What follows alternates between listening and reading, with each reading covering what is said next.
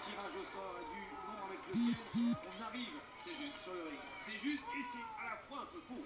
Car je vous rappelle que Shawn Michaels avait tiré le numéro 1 en 1995 et avait gagné le Royal Rumble. Je vous rappelle qu'en 92, The Nature Boy Ric Flair était arrivé en numéro 3 et avait gagné le Royal Rumble et la ceinture de champion. Les numéros, ça aide, c'est vrai. Mais quand on a quelqu'un qui est vraiment déterminé, comme un Roman Reigns actuellement, ou un Biggie Langston, ou pourquoi pas un Batista, les mecs peuvent arriver numéro 1 et gagner quand même. Vous voulez dire qu'on s'attend en 2014 à vivre un Royal Rumble historique? J'en suis sûr. J'en suis sûr. Ça fait de nombreuses années qu'on n'avait pas eu autant de questions autour de ce Royal Rumble. Ça fait longtemps qu'il n'y avait pas eu autant de doutes quant à savoir le nom du vainqueur. Et je vous le dis, le champion intercontinental Biggie Langston doit faire partie de vos favoris, amis téléspectateurs et fans de l'univers de la WWE. En attendant, il est dans le doute, là, Fandango, et c'est la raison pour laquelle il a passé la vitesse supérieure contre Fandango, contre Biggie Langston, pardon. Il pose bien.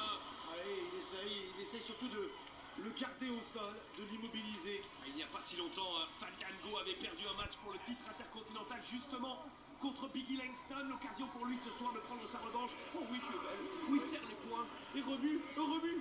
Il avait gagné un match du poteau d'ailleurs contre notre ami Dolph Ziggler. Mais ça, c'est une autre histoire. Wow. Allez, renvoyé à l'extérieur. Fandango, là, qui va pouvoir respirer un petit peu. Et Biggie Langston aussi d'ailleurs. Attention, le coup de cuisse. Vous avez vu la taille de ses cuisses? Il y a de quoi faire du lard, hein, vous qui parliez de lard tout à l'heure. Il y a de quoi faire du schpack, comme on dit chez nous en Alsace. Oh, avec un seul bras, Biggie Langston, là, pour l'instant, est en train de combattre Fandango.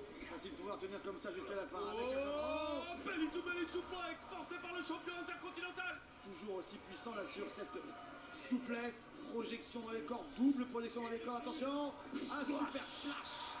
À l'image du premier Hall of Famer de cette année 2014, l'Ultimate Warrior, qui avait été champion intercontinental également. Allez, non. Fandango qui repart derrière encore avec une tentative de clé de bras, contré par... Oh, attention à ce petit coup de pied encore à son épaule. Oh, harponné en plein vol. Il arrive. Mesdames et messieurs, Fandango vient le prendre dans le bus, mais dans la gueule.